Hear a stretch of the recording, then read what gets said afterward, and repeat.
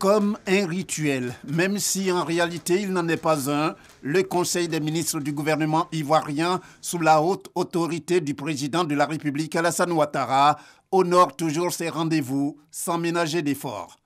Comme pour être en conformité avec les règles, la rencontre de ce mercredi 1er décembre 2021 n'a laissé aucun des dossiers à traiter pour compte.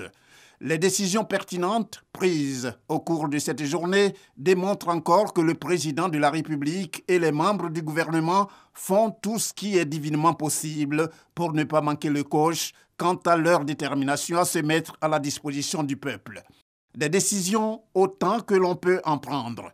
En tête de toutes celles qui ont été sélectionnées en cette circonstance vient le projet de loi portant Plan national de développement 2021-2025.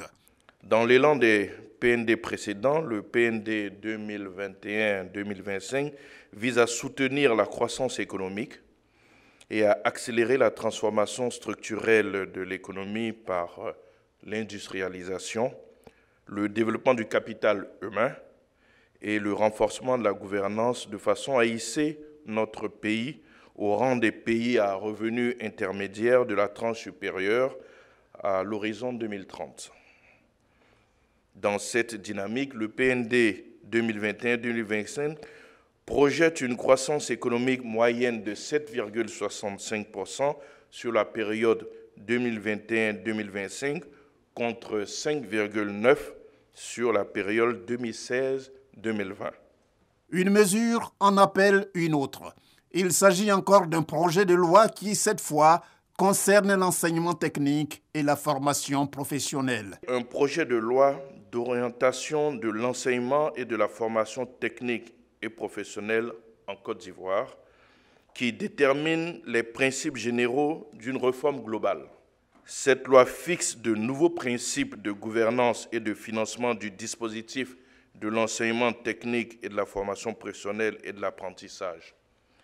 Elle établit notamment de nouveaux mécanismes de formation et d'évaluation en vue de mettre en cohérence le dispositif avec le système productif.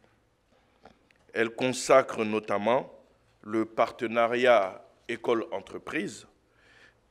Elle institue des structures de formation de type particulier avec la gestion déléguée au secteur privé.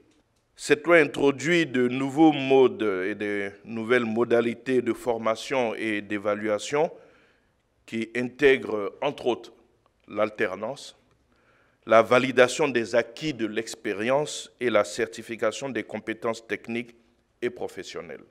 Le Conseil des ministres a par ailleurs pris 9 projets de décret pour le système sanitaire.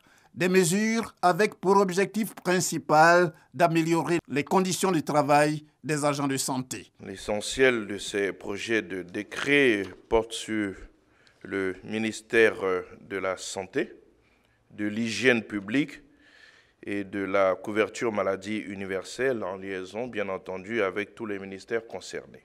L'ensemble de ces décrets concourt à la mise en œuvre de la politique de réforme hospitalière engagée par le gouvernement à travers la loi du 24 mars 2014 instituant la CMU et celle du 23 juillet 2019 portant réforme hospitalière. Ces décrets mettent donc en place un nouveau dispositif national de santé publique déployé de façon rationnelle et équilibrée sur l'ensemble du territoire national avec de nouvelles instances dirigeantes et un nouveau mode de fonctionnement incluant les populations, les associations d'usagers et les collectivités territoriales. Ce nouveau dispositif hospitalier intègre également l'utilisation systématique des nouvelles technologies de l'information et de la communication, ainsi qu'une nouvelle gestion financière et comptable plus transparente en vue de garantir aux populations des soins de qualité à moindre coût avec un personnel qualifié et plus motivé. Cyril Ramaphosa en Côte d'Ivoire. Le Conseil, avant de se retirer, a donné l'information sur la visite de 72 heures du président sud-africain en terre ivoirienne à compter de ce mercredi. Une visite qui s'inscrit dans le cadre du renforcement de la coopération entre les deux pays. Plusieurs accords bilatéraux à cette occasion seront signés selon le Conseil qui d'ailleurs ne manque pas de dire un mot sur son prochain rendez-vous prévu le 8 décembre 2021.